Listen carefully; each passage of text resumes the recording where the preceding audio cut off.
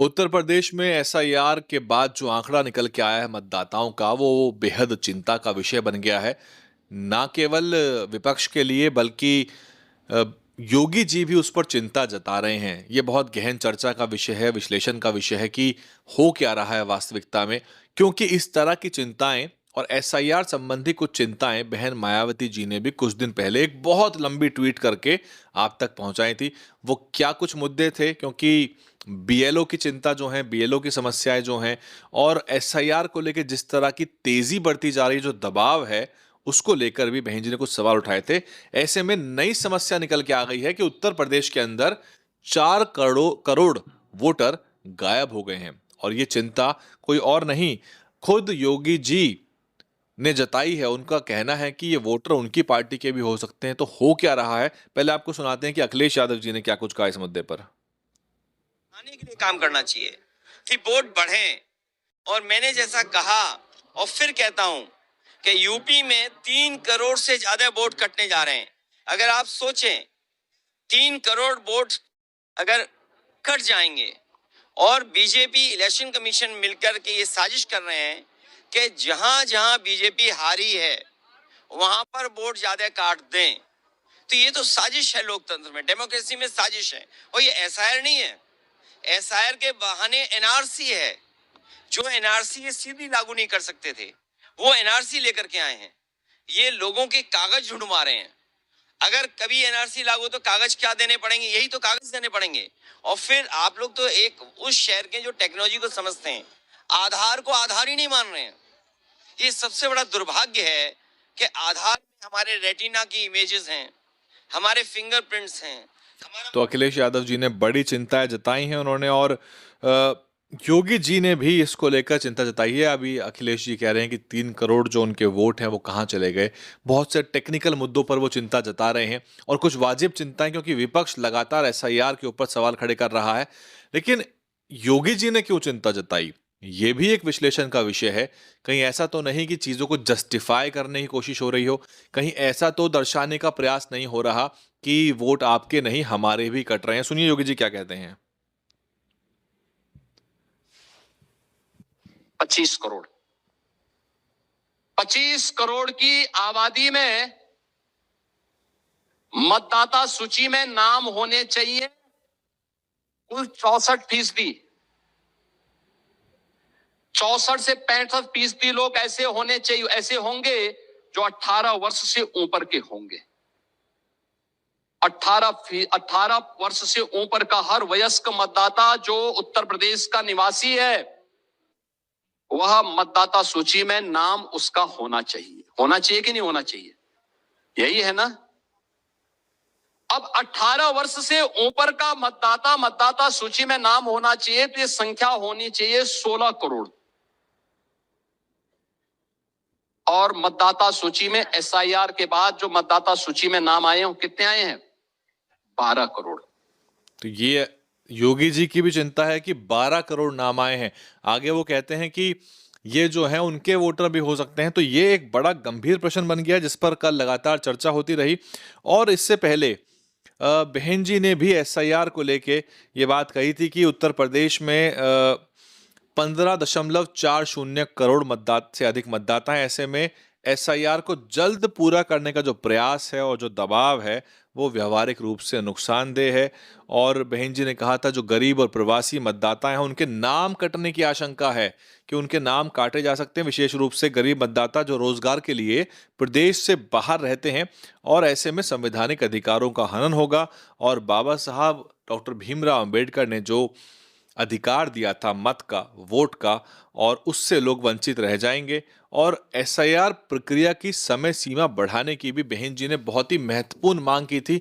और आप देख सकते हैं कि बहन जी के ट्वीट के कुछ ही दिन बाद जो फाइनल आंकड़ा निकल के आता है एसआईआर का, तो योगी जी और अखिलेश जी दोनों ही चिंता जता रहे हैं। अब इसके क्या मायने हैं राजनीतिक रूप से, इसकी क्या प्रासंगिकता है, और बसपा को इसके ऊपर जरूर कुछ ना कुछ टीका टिप्पणी करनी चाहिए। क्योंकि जब जब अखिलेश जी और योगी जी किसी विषय के ऊपर, यानी कि भाजपा और सपा जब किसी उत्तर प्रदेश संबंधित चुनावी विषय के ऊपर अपनी प्रतिक्रिया और टिप्पणियां देते हैं, तो उसमें बसपा को भी जरूर अपना एंगल देना चाहिए। क्योंकि बहुत बार चुनाव में, पिछले चुनाव में देखा गया है कि जो गेम है वो बिल्कुल सपा और भाजपा के बीच में चलता गया और फिर दोनों ही एक दूसरे को टीका टिप्पणी करते हैं और एक दूसरे के ऊपर हमलावर होते हैं और उस पूरे खेल में बसपा बाहर हो जाती है और मीडिया में तो बाहर होती ही, आंकड़ों में भी बाहर हो जाती है और बसपा के पास कोई भी आंकड़ा निकल के नहीं आता।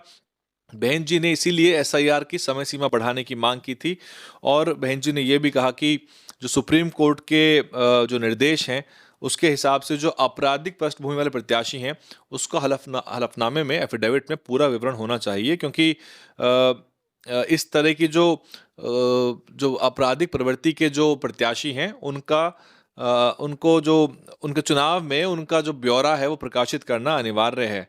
और उनका कहना है कि बीएसपी के व्यवहारिक अनुभव कई बार जो है वो अच्छा नहीं रहा और आपराधिक इतिहास पार्टी को बताते नहीं हैं और स्क्रूटनी के समय इसका खुलासा होता है जिससे पूरी जिम्मेदारी पार्टी पर आ जाती है। तो बहन जी का कहना है कि ये जिम्मेदारी प्रत्याशी के ऊपर डाली जानी चाहिए और एसआईआर पर बहन जी लगातार चिंताएं जता रही हैं।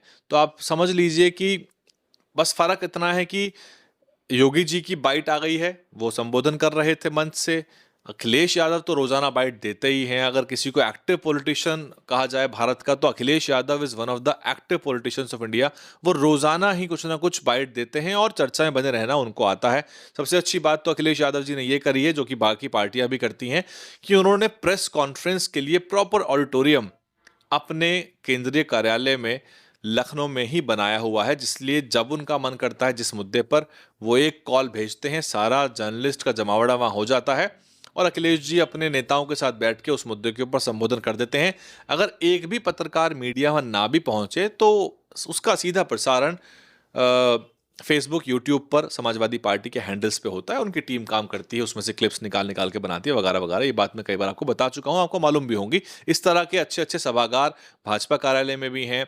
उतने ही अच्छे सभागार जो कांग्रेस पार्टी ने जो अपना नया केंद्रीय कार्यालय बनाया उसमें बहुत ही ज़्यादा state of the art, world class, जिसे कहते हैं कि वैश्विक स्तर के उसमें उन्होंने ऑडिटोरियम बनाए हैं और वहाँ से वो अपने संबोधन कार्यक्रम करते हैं। तो इस तरह का इंफ्रास्ट्रक्चर जो होता है, मीडिया, सोशल मीडिया, संबोधन करने के लिए ऑडिटोरियम, इस तरह की जो इंफ्रास्ट्रक्चर होता है पार्टी के लिए सदा लाभकारी होता है। इसमें इन्वेस्ट करना चाहिए, ये बहुत ज़रूरी होता है।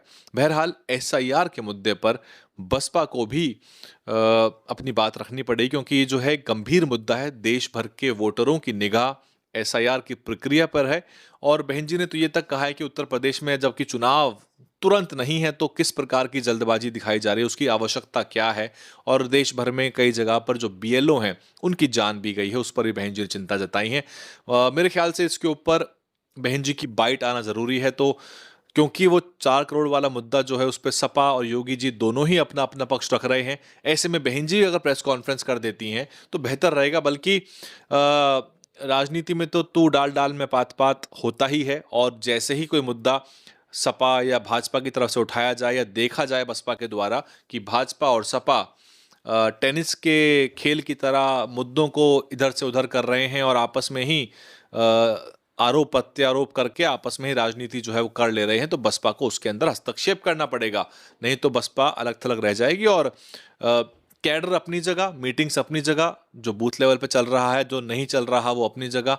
कितना चल रहा है, क्या कुछ हो रहा है, वो तो हम ग्राउंड पे जाके चेक करेंगे। पश्चिम यूपी भी तो कम से कम जा ही सकते हैं, वो पता लग जाएगा आपको। लेकिन राजनीति जो मुद्दों की हो रही है, जो चर्चा में बने रहने की राजनीति हो रही है, जो मीडिया, सोशल मीडिया के लिए जो राजनीति हो रही है, वो बहुत ज़रूरी है। क्योंकि जनता सारे दिन सोशल मीडिया पे जो 5G डेटा है वो फ्री हो गया, अनलिमिटेड हो गया है, तो सारे दिन लोग यूट्यूब पे, इंस्टाग्राम, फेसबुक पे रील्स देख रहे हैं, शॉर्ट्स देख रहे हैं और सारी सूचना जो है वो ट्विटर के ज़रिए, सोशल मीडिया के ज़रिए बटोर रहे हैं। इसलिए कंटेंट की भरमार करनी भी ज़रूरी है। जिस पार्टी का कंटेंट जीतेगा अंततः वो पार्टी भी जीत जाएगी। आपको कंटेंट को जिताना पड़ेगा, संख्या में, गुणवत्ता में, दोनों तरीके से। और इसके लिए बहुआयामी प्रयास करने की जरूरत है। Multi dimensional efforts are required for this thing और ये बसपा को करना चाहिए। एसआईआर पर क्या कुछ आप सोचते हैं? एसआईआर के मुद्दे पर बसपा का क्या स्टैंड और होना चाहिए? क्योंकि ट्वीट्स के जरिए तो लगातार आ रहा है, लेकिन उधर से बाइट्स आ रही हैं और संबोधन आ रहा है जो कि चर्चा और मीडिया में लगातार बने हुए हैं। अगर ऐसे में बहन जी की प्रेस कॉन्फ्रेंस भी आती है इन सब अहम मुद्दों पर, तो मेरे ख्याल से बीएसपी भी जो है विजिबल रहेगी उतना जितना कि बाकी पार्टियां रहती हैं। क्या कुछ आपका कहना है इस पूरे विश्लेषण के ऊपर, हमें कमेंट करके बता सकते हैं। और आप देखते रहिए दलित न्यूज़ नेटवर्क। मैं हूं वैभव कुमार, दोबारा मिलेंगे आपके साथ।